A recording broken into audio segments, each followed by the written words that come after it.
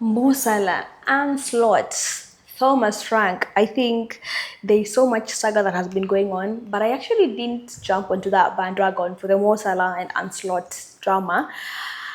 But it seems to have simmered down right now because finally Mo Salah featured against their game on the weekend and he actually got an assist to KDK.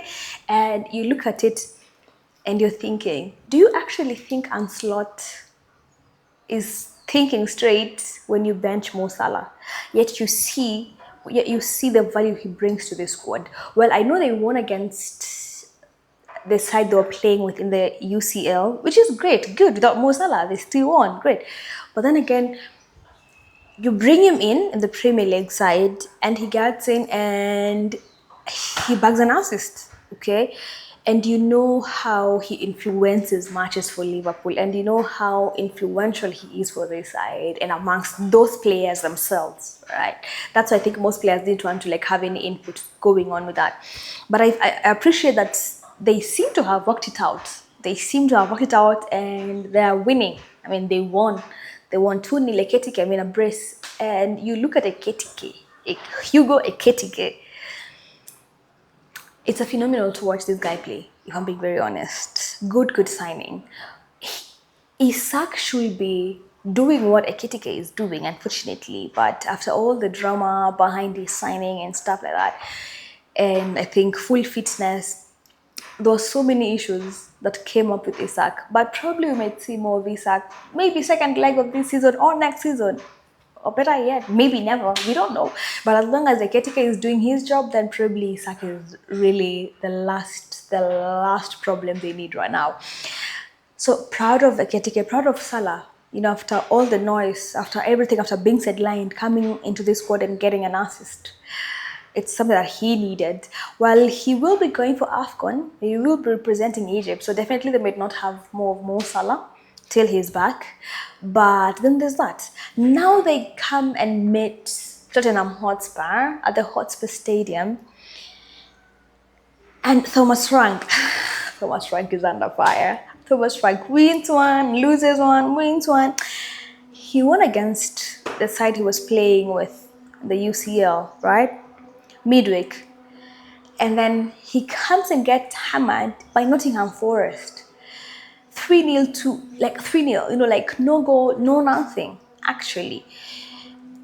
And you wonder, it's a start-stop thing for Thomas Frank. Start-stop, start-stop, start-stop. No one is liking it. The fans are not enjoying it at all. I'm definitely sure the owners are not enjoying it at all. But then again, who's in the market? Well, I'm seeing links to Xavi. Maybe Xavi might come and become the new coach. But as long as the players are the same, things are the same, what changes apart from the coach? What changes really? Because we saw how good he was at Brentford. We saw how much he revamped Brentford. And looking at Brentford right now, and that tells you he is a good coach. I'm just not sure why it's not clicking. I really don't understand why it's not clicking. But I also kind of feel like he's too rigid. Too rigid with his style of play. Too rigid with actually just trying and substituting players who can, in fact, change the whole game. Because you look at the substitutions that come in and you see them scoring game after game, and then you still don't start them. Mats, like you look at, well, I think I'm speechless. I'm speechless. I'm actually speechless for Tottenham.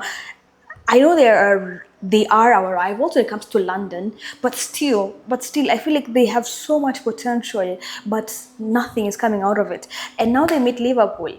Definitely, Liverpool are not at their best. So neither of these two teams are at their best. Okay, and Tottenham are allowed to give them a good game, and I know they will give them a good game, but Kudus. Kudus is going for AFCON. I think they have a few players going. I think Pape Matissa is going for AFCON as well. So some of the good players are actually going to be a miss for this game. And the game's coming till AFCON is over.